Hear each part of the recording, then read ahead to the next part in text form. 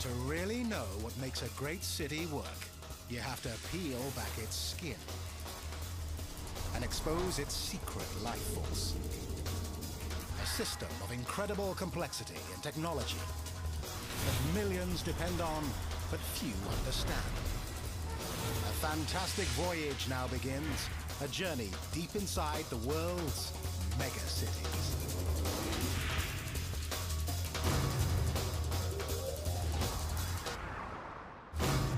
It's the world's biggest city.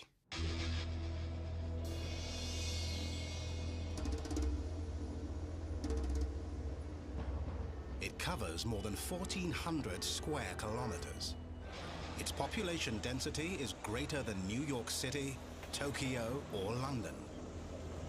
But for the nearly 18 million people who live here, it's not just another metropolis. Mexico City is ground zero. On one side, one of the world's most earthquake-prone hotspots. On another, one of the world's most active volcanoes. And beneath their feet, the shaky foundation of an ancient lake bed. For Mother Nature, Mexico City is one big target. At any moment, the big one could hit.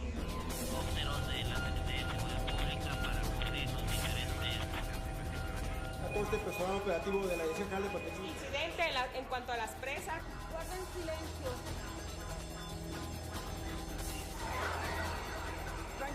From the instant the alarm sounds, they have just 60 seconds to reach safety. Adelante, muchachos, lo más rápido posible en el área asignada.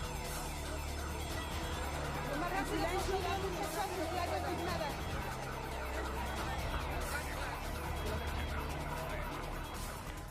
Ahorita son simulacros. Cuando sea verdad, nos vamos a repetir, jóvenes. Por favor, tomen su papel en serio. For the children of Mexico City, this drill may seem like fun and games. But for the adults, it's deadly serious. In 1985, they lived through the real thing.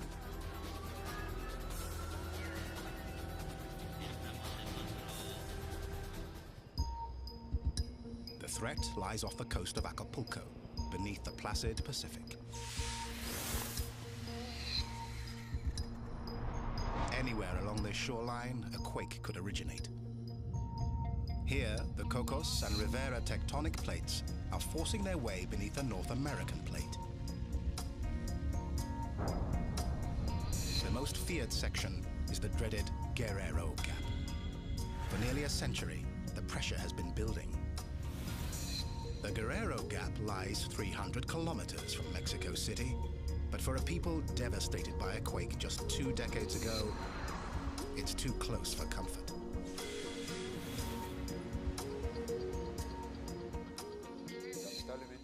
Unfortunately, this is closer to Mexico City than the 1985 earthquake, and we expect it could generate a huge disaster in the city. Dr. Juan Manuel Espinoza manages Mexico City's Seismic Alert System, or SAS. He spent his life developing technology to detect the next big quake. This is what pushed for the development of the electroseismic system. It's what justifies the development of this system. Today, along the Pacific coast, Mexico City is guarded by the first system of its kind. 12 seismic sensors to detect earthquake tremors. These are the city's high-tech prophets of doom. El sistema de alerta sísmica cubre la región donde... The seismic alert system covers the region where there could be an earthquake with equipment like this, where we have seismic sensors that continuously listen to the sound of the ground and analyze it. Continuamente escuchan el sonido del suelo y lo analizan. They listen for vibrations and measure their strength.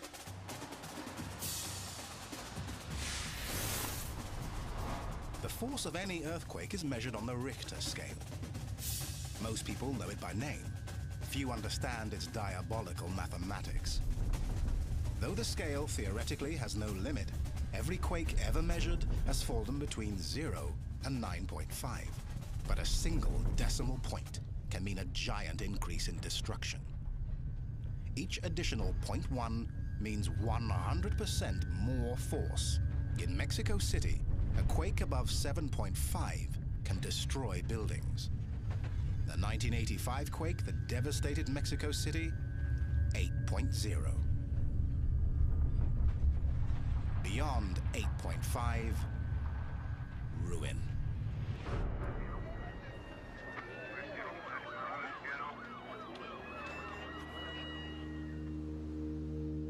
When a quake registers at least 6.0, it activates a seismic monitoring station.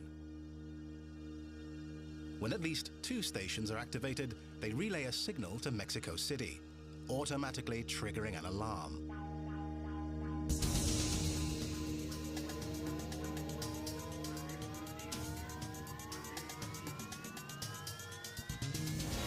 In Mexico City, distance equals time. The city's salvation lies in grade school algebra, and it's already worked. September the 14th, 1995, 8:04 a.m. From the Pacific, a fierce quake thunders ashore. In 13 seconds, it registers on station 11. 4 seconds later, on station 12. The quake measures 7.3 on the Richter scale, and it's moving toward Mexico City at 12 times the speed of the world's fastest commercial jet. But the SAS alert beats the quake to the city by 72 seconds. Not one resident is killed. When the alarm sounds, a carefully choreographed movement begins. Buildings empty, subways shut down. To avoid fires, power is cut and gas lines are closed. Rescue workers scramble. But Mexico City's entire civil defense depends on the thin red line of sentinels, the earthquake sensors on the coast. If they fail, a quake will hit with no warning at all.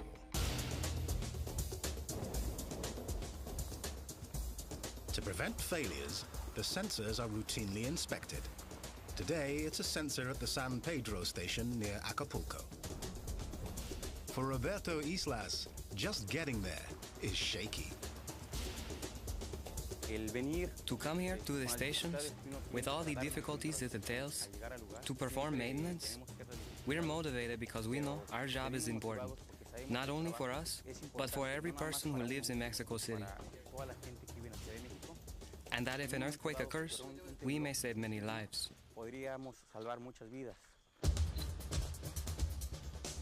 The equipment is so delicate, it needs shielding from the subtropical sun, and Roberto must work fast.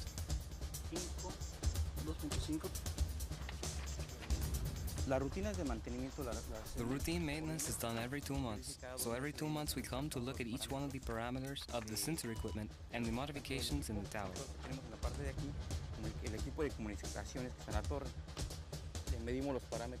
We measure the voltage parameters with the multimeter we have here with us. The sensor passes the inspection. The electronic lookout faithfully mans its post. In the never-ending war with Mother Nature, Mexico City remains on the defensive. Ever alert, never knowing when it will be forced to relive a nightmare. The day the earth shook.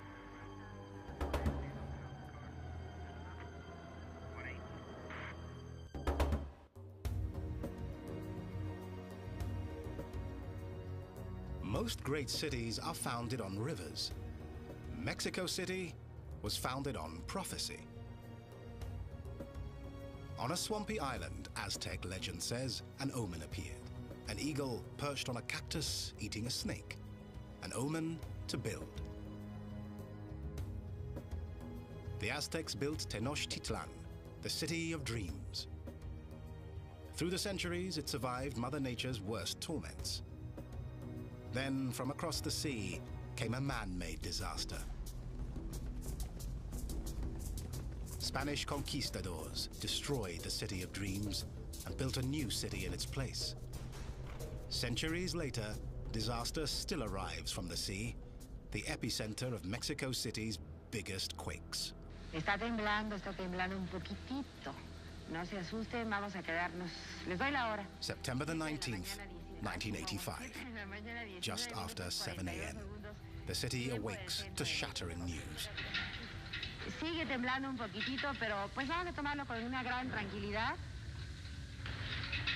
Vamos a esperar un segundo para poder hablar.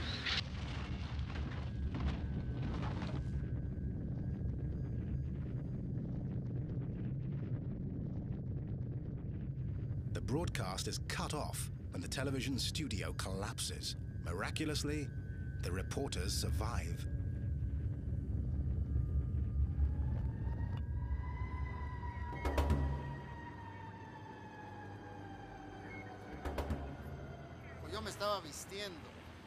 I was getting dressed, but my first worry, because all the TV stations were off the air, was to see what had happened at my workplace.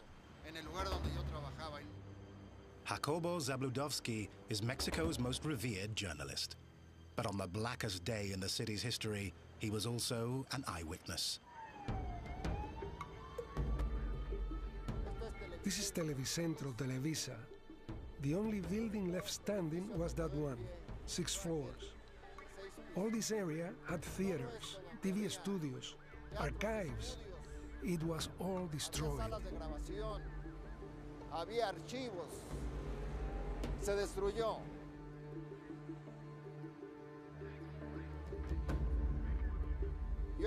I was director of the news shows at Televisa. I knew who was there at 7:19 in the morning in the building that collapsed. 7 floors fell one on top of another like a sandwich. I knew the people who died there. I gave them their jobs. They were my colleagues. Eran mis compañeros.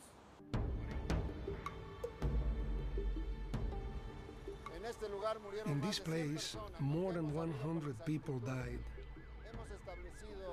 We'll never know the exact number. Amid his grief, the journalist went back to work. Y ahora, señoras y señores, estoy From his car phone, Zabludovsky reported the quake's toll. donde he pasado a lo largo de mi vida más horas que en mi propia casa y está totalmente destruida. Solo espero que mis compañeros de trabajo, mis amigos, mis hermanos de labor estén todos bien.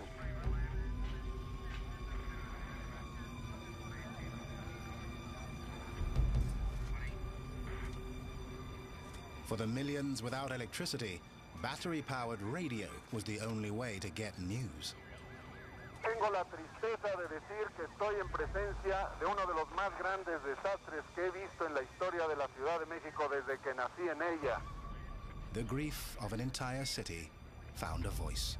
Estoy mirando hacia el sur la avenida San Juan de Letrán y es el aspecto de un desastre, como si hubiera caído una bomba. While one man chronicled the disaster, another struggled to survive it. Lo recuerdo muy bien, mira. Esto I remember it very well. This hit that corner from over there. It destroyed all that level. It destroyed all the floors. rompió los pisos y yo me caí. And I fell.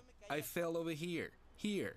I stood here, buried under rubble. Junto con todo el rubble, ¿no?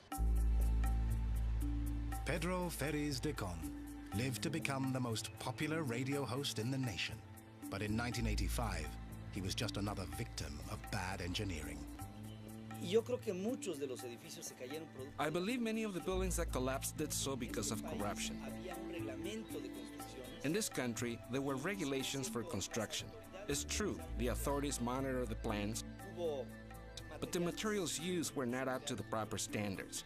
Fewer materials were used, less steel was used, a lower quality of concrete was used. The result was, many buildings that from my point of view were not supposed to fall actually did. Desde mi punto de vista no se debieron de haber caído.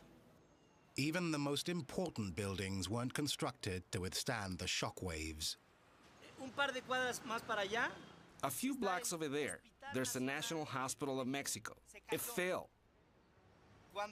Hospitals, churches, stadiums, and public spaces should be built differently. They can't collapse. Well, it fell completely. There were kids, babies, who were under the debris for 15 days, without water, without food. And they took them out alive over there, alive. These are miracles that are walking in the streets of Mexico City today. As a matter of fact, I was a miracle too. I thought I was going to die.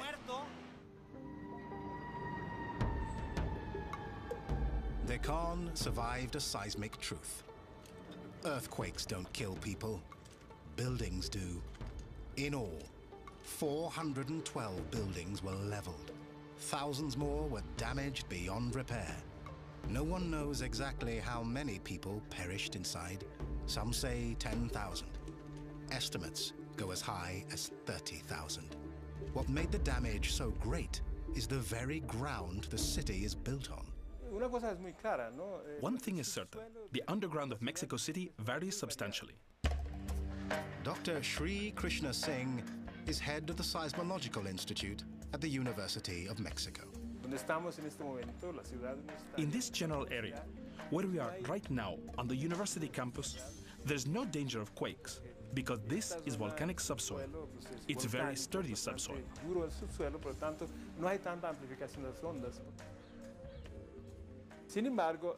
However, the lake area is a very vulnerable part of the city.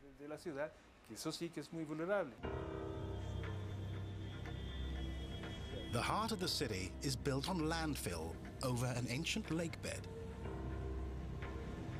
What was meant as a stable foundation became a seismic amplifier.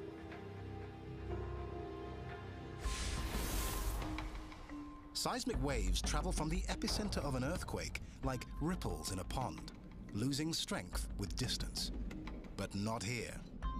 In this porous, water-saturated soil, seismic waves are magnified 5 to 20 times. In a process called liquefaction, the seismic waves turn the subsoil to jelly. Buildings topple beneath their own weight. Amplification here is so notorious, the world's scientists have a nickname for this seismic horror: the Mexico City effect.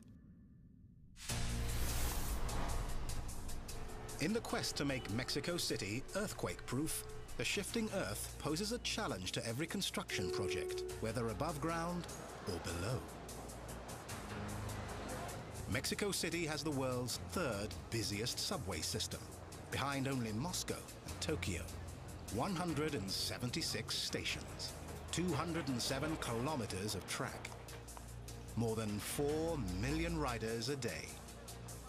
But most impressive is the system's conquest of the terrain. When we began to build the subway, we discovered that the soil was very muddy. So construction was very difficult. The answer was a construction technique called Milan walls. 2 parallel trenches are dug, then filled with concrete and steel rods to form the subway tunnel's walls. Between these walls, the tunnel itself is dug, but engineers ran into an obstacle, a law of buoyancy called Archimedes' principle. The same principle that allows a submarine to rise, dive, or float. The tunnel had to weigh the same as the earth that was excavated. Weigh less, and it would rise. More, and it would sink. Instead, the tunnel had to float in the soil. To ensure equilibrium, engineers precisely calibrated the weight of the walls to match the displaced soil. Over the open stations, they made up the difference by putting up buildings. No one knew if the Milan walls would withstand an earthquake. Then came 1985. The quake leveled the Juarez hospital. The subway station below, not a scratch. The entire system rode out the seismic waves by floating in the subsoil. In fact, the subway was the only way to reach many disaster zones. Yet, even as the subway tunnels advance, the greatest feat of engineering is happening the surface.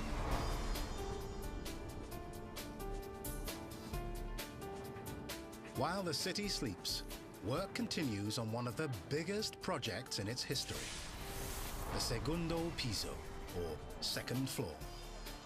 12 kilometers long when complete, it's built directly above the Periférico, the traffic-clogged freeway that rings the city. The Segundo Piso is built not only to withstand a quake like 1985, it's built partly because of it. People fled the city for the suburbs, seeking a safer place to build. And the city started expanding, creating many problems, because as more people travel, you have more traffic problems, more pollution. The 1985 quake shocked the city. Claudia Scheinbaum is the project director.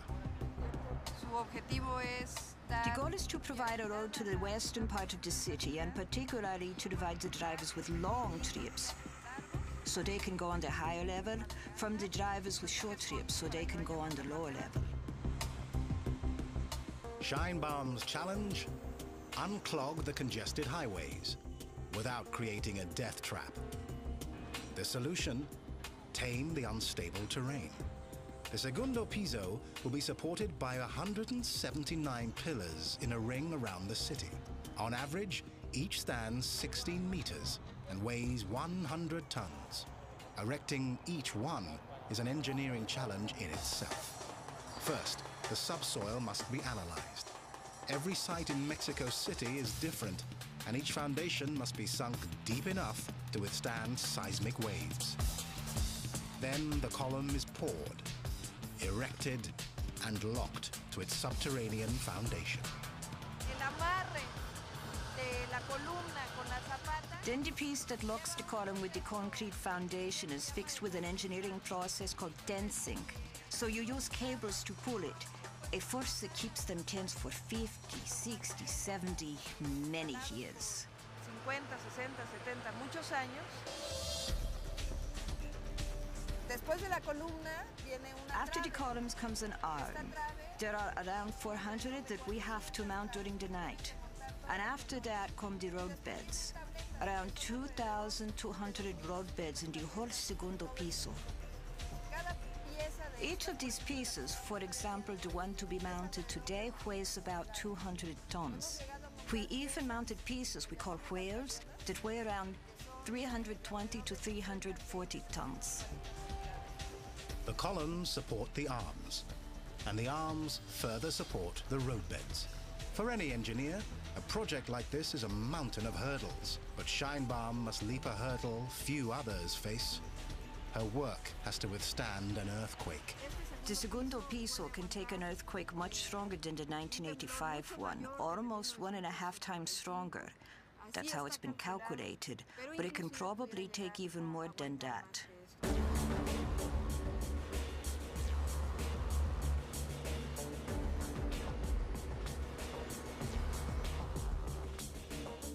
There has to be strict quality control during the entire construction process. That's very important, because you can design very well, but you can build very badly. It's an all too common story. Earthquakes and elevated roads just don't mix.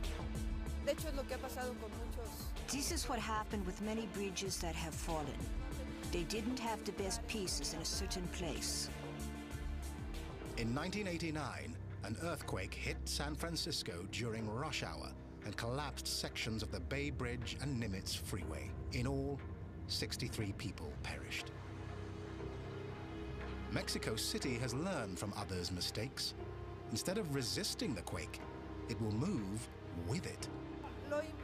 What's important is that the structure moves all together, that there are no moments in which one part moves like this and another moves like this. Because those are the moments when it breaks. It's designed so it moves together. So, if you're on the Segundo Piso at the time of a quake, you'll get dizzy because it's going to move.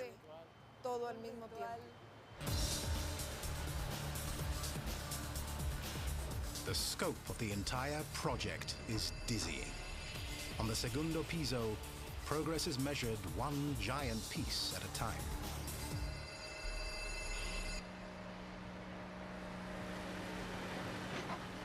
I hope it fits. A perfect fit. Now only 399 more to go. The segundo piso is a sign of a city in recovery.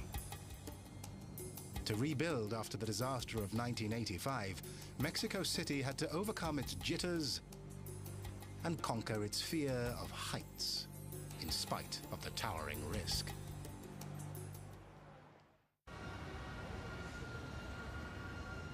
If Defiance were a building, it might look like this.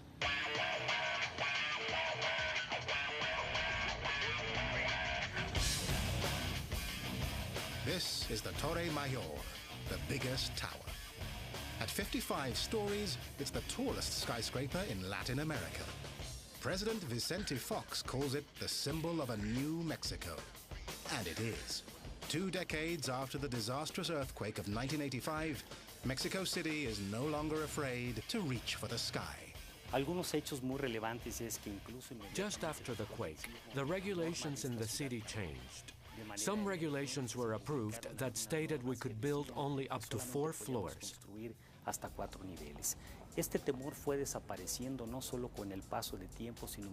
This fear disappeared not only with time, but also with the idea that in a city like this one, we have the best specialists, excellent designers who are able to transform all this fear into a new challenge, to move on from the ruins of a quake like 1985 to build a new Mexico, to build new buildings, and to reach for the sky like any other metropolis in the world. And reach they did. Architect Arturo Espuro knows the Torre Mayor like his own home, all 77,000 square meters. Torre Mayor is without a doubt one of the safest buildings in Latin America. It's made of concrete, steel, and data. The analysis of earthquake damage to buildings around the world. The result, a skyscraper safeguarded by some of the most sophisticated earthquake-proof technology ever used. It begins with the architectural equivalent of shock absorbers. The steel structure of this huge tower, these double columns that we can see, go up to the top of the building. We can also see some of the diagonals. La función de estos amortiguadores que están colocados 98 de ellos en la totalidad. The role of these absorbers, 98 of them in the whole steel structure of the tower, is to always keep the building vertical. La estructura tiene como propósito mantenerlo siempre en vertical. Torre Mayor is the first building in Latin America that has these huge seismic shock absorbers. They're built right into its frame. During a quake, a conventional building may sway precariously from side to side, but the Torre Mayor is far from conventional.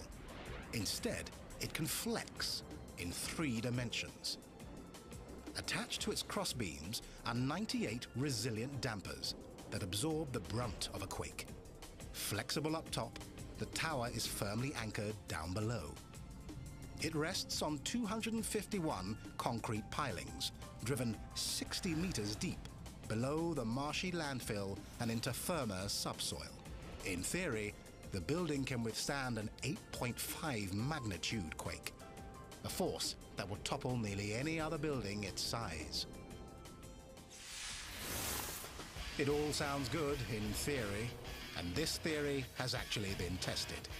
In 2003, a quake measuring 7.6 on the Richter scale struck Mexico City. Mucha gente en Torre Mayor, particularmente aquellos que están en oficinas donde no hay lámparas que les permitan apreciar. A lot of people in the building, especially those who didn't have any hanging lamps to see any movement, realized something was happening when they looked out the window and saw people evacuating the neighboring buildings.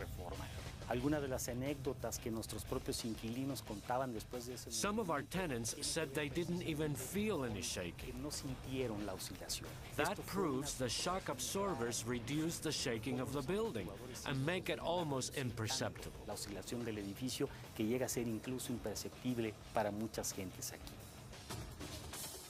Earthquakes kill in two ways: when buildings collapse or when people panic. The Torre Mayor is designed to prevent both.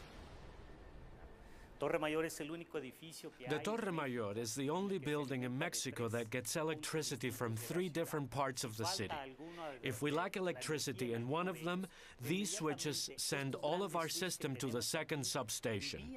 If there is no electricity in that second substation, it switches to feed from the third one, so we don't lose electricity at any point in Torre Mayor. Lo que nos permite eso es que no se vaya la luz en Torre Mayor. La gente no entra en pánico. The people here don't panic because lights don't go off at any point. This helps us evacuate the tenants in a safe and orderly fashion. When a quake hits, chances are scores of people will be riding the elevators. But in the Torre Mayor, nothing is left to chance. These elevators move at 1/3 of a kilometer per minute. To really appreciate their speed, you need the right perspective. Lo más importante de los elevadores es la velocidad. The most important characteristic of these elevators is their speed. The 20-passenger elevators of Torre Mayor move at 6 meters per second, exactly what we're seeing now that we're on top of a cabin. And this is the speed with which our employees get to their offices. This way, we can move approximately 8,000 employees, and at this speed, they will be able to move continuously.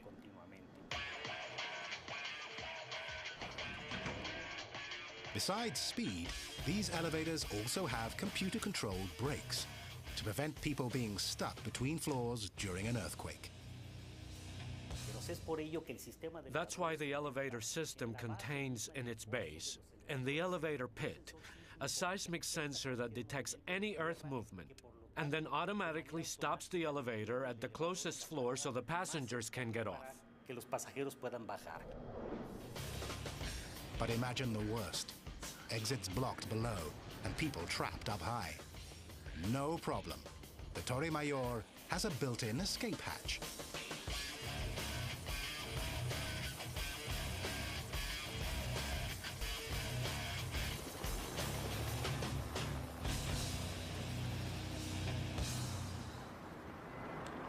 Ya terminó la operación. Hay que avisarle a todos los muchachos para que terminen en la maniobra de seguridad. In Mexico City, a skyscraper built to save lives is a revolution in design, made possible only by a revolution in culture and construction standards. Existen muchos mitos rotos por Torre Mayor. The Torre Mayor broke many stereotypes. For instance, during the construction phase of a skyscraper, there was a tradition that somebody had to lose his life. There was a table that said, as a rule, 1 life was lost for every 10 floors. Nobody lost his life during the construction of Torre Mayor, and nobody has lost his life up to today, precisely because we comply with a new culture, with a different Mexico. The Torre Mayor towers over Mexico City, a landmark of stability.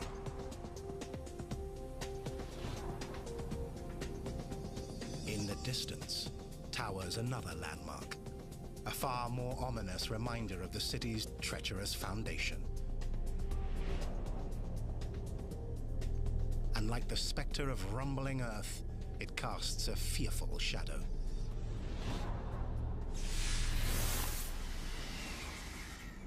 Mexicans call it El Popo, shorthand for its Aztec name, Popocatépetl, the smoking mountain.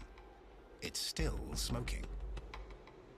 The same forces that trigger the region's earthquakes, the clash of tectonic plates, form and fuel El Popo. It's one of the most active volcanoes in the world. Downtown Mexico City lies nearly 60 kilometers from El Popo. But even in the heart of the city, A walk in the park takes you into harm's way. This is part of an eruption, and it's a lava flow. People don't consider these volcanoes a threat to the city, and that it could put them in danger. But really, it's quite the opposite. Dr. Carlos Valdez Gonzalez is an expert on earthquakes and volcanology at the Seismological Institute. The reality is that half of Mexico City is sitting on a lava deposit that came from different volcanoes.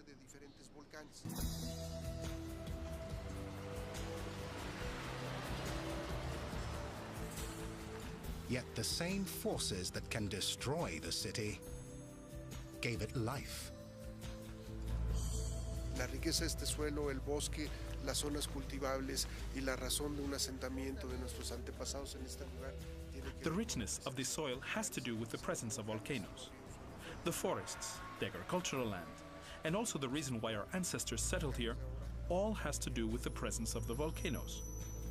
If they weren't here, the soil wouldn't be as rich, nor the climate as pleasant, and Mexicans probably wouldn't have lived here. But they do live here, so they must be on guard. Just as the city deploys the tools of seismic science to detect earthquakes, it uses cutting-edge technology to monitor El Popo. There are a series of seismic sensors surrounding the volcano, with the goal of measuring any vibration that may happen and show its origin.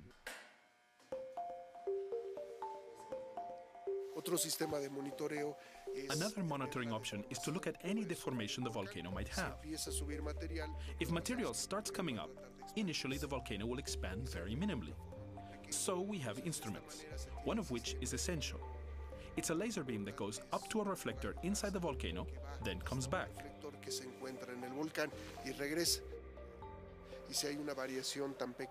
If there is a very slight variation, such as a fraction of a millimeter in the growth of the volcano, those instruments can detect it.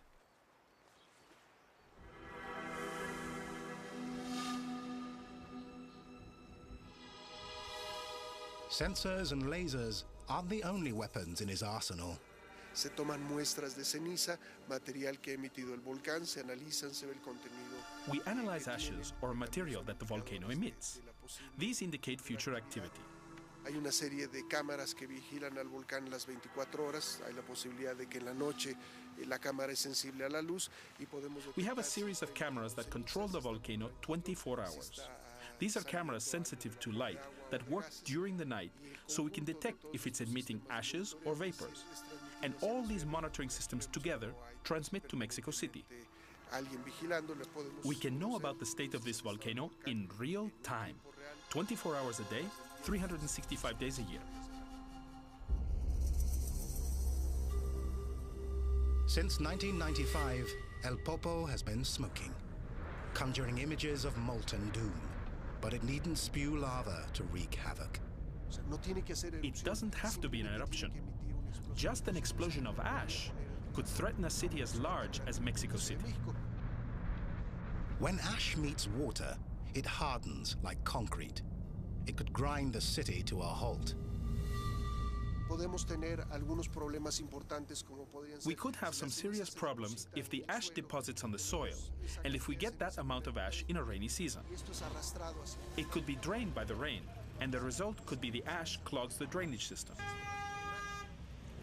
In the rainy season, backups could lead to citywide flooding, and that's the least of their worries. In dry weather, even more infrastructure could be threatened. Since these are solid particles, ash won't allow radio waves to emit, which will prevent the air transmissions from working. So we would have problems with communication, problems of data transmission, and also, in general, all the machines that have electronic components will be affected by an ash layer, because it will penetrate them and deposit in them. We could also have problems transmitting electricity, and we could face blackouts.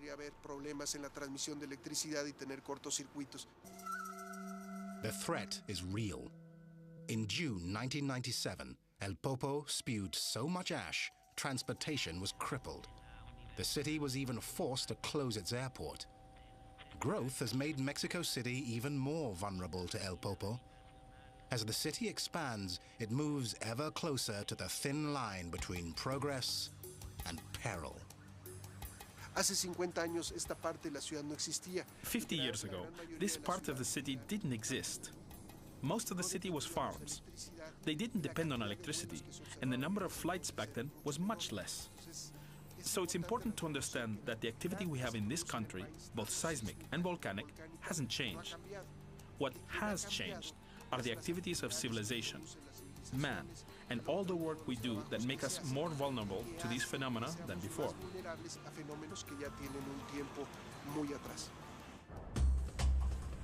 This megacity has chosen to live in a dilemma.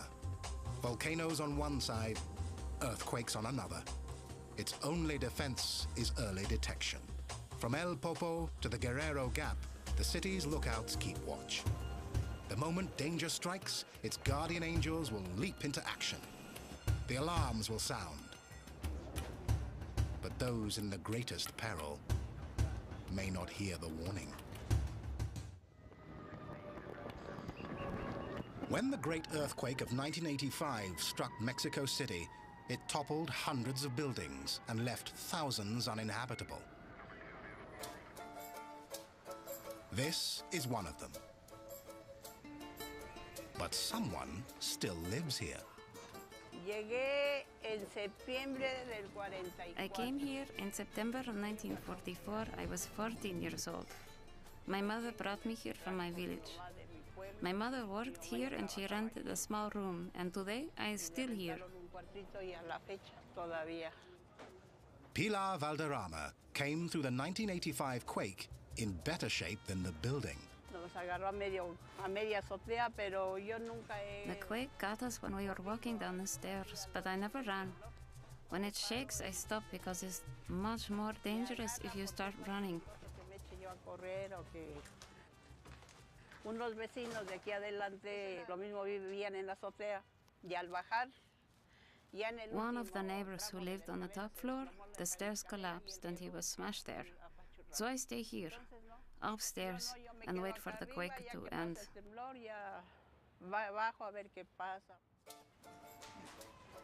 The building was condemned, and still Pilar stayed.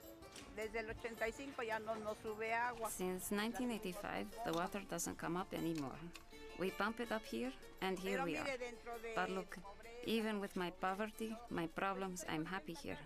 As I say to my children, what else do we need? Green spaces, panoramic views? Why worry?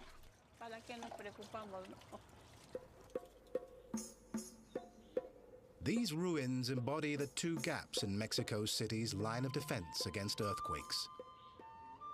Many old buildings are still vulnerable to a big quake, and many residents still get earthquake warnings not by SAS, but by radio.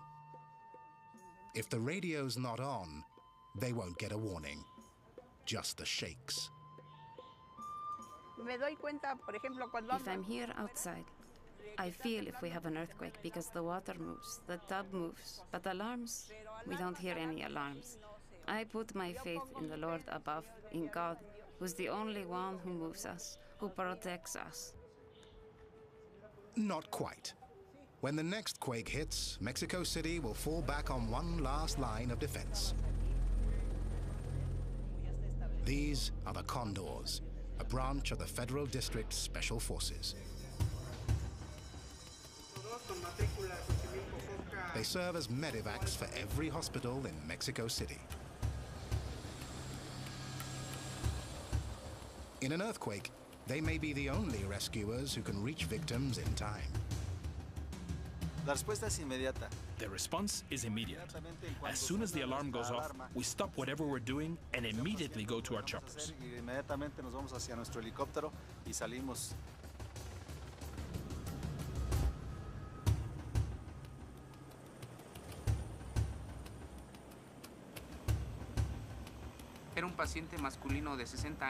A 60-year-old man suffered a stroke.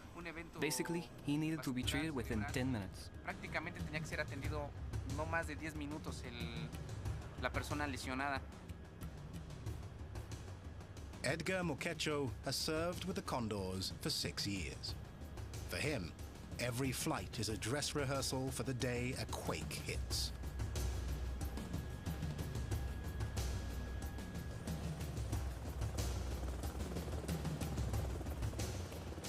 Today, they put that training to use. It was very serious, since he had a convulsion when we were in the air. And they had to treat him so he could survive the attack.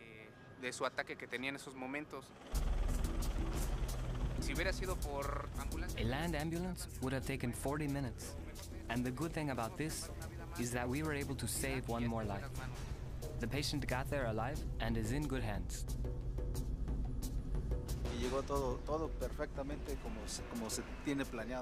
And everything worked as planned, as it was supposed to be. That was our mission. We're satisfied for today.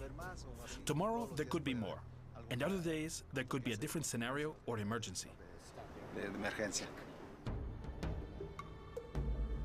Today, they saved one life. Tomorrow, perhaps thousands.